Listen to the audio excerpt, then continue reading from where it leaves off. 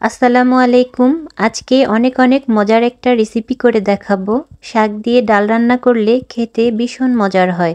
সেই সাথে অনেক পুষ্টিকরও হয়। রান্নাটা অনেক সহজ। আপনারা পুঁই শাক, পালং শাক, লাউ শাক সহ যেকোনো শাক দিয়ে এই রেসিপিটা করতে পারেন। রেসিপিটা একবার দেখলেই রান্নার প্রসেসটা শিখে যাবেন। কথা না বাড়িয়ে চলুন রান্না শুরু করি। প্রথমে আমি হাঁড়িতে পরিমাণ মতো সয়াবিন তেল দিয়ে দিলাম। এরপরে এখানে আমি 4টা শুকনো মরিচ দিব।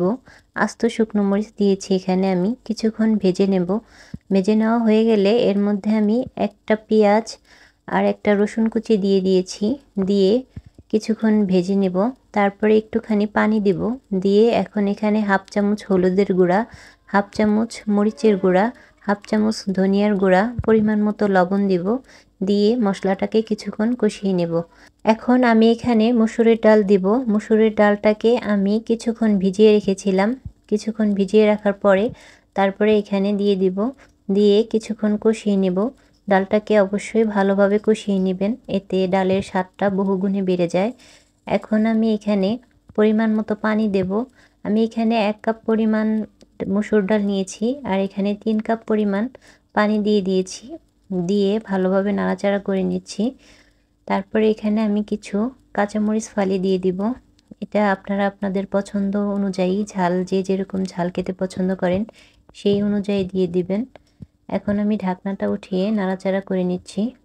এই তো আমার ডালটা প্রায় সিদ্ধ হয়ে গেছে। আরও কিছুক্ষণ জাল করে নেব আমি ডালটাকে।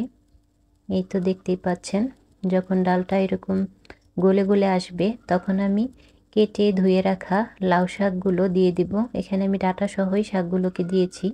এই তো আমি সবগুলো শাক দিয়ে দিচ্ছি। সবগুলো শাক দিয়ে দেওয়া হয়ে গেলে এরপরে আমি নাড়াচাড়া করে ভালোভাবে ডালের সাথে মিক্স করে নেব শাকটাকে। দেখতেই পাচ্ছেন এভাবে মিক্স করে নিচ্ছি। কিছুক্ষণ নাড়াচাড়া করে ডালের সাথে শাকটাকে ভালোভাবে মিশিয়ে নিতে হবে। মিশিয়ে নেওয়া হয়ে গেলে এরপরে আমি ঢাকনা দেব অল্প কিছুক্ষণের জন্য। এই তো ঢাকনাটা উঠিয়ে নিয়েছি। দেখতে পাচ্ছেন শাকটাও সিদ্ধ হয়ে গেছে এবং ডালটার সাথে পুরোপুরি মিশে গেছে। খুবই মজার হয় এই ডাল দিয়ে শাক রান্নাটা। আপনারা আমার এই পুরো প্রসেসটা ফলো করে রান্না করে দেখবেন এবং জানাবেন কমেন্টে কেমন হয়েছে। আপনাদের সবাইকে অসংখ্য ধন্যবাদ। আমার চ্যানেলটি লাইক, কমেন্ট, সাবস্ক্রাইব করে পাশে থাকবেন। সকলকে অসংখ্য ধন্যবাদ।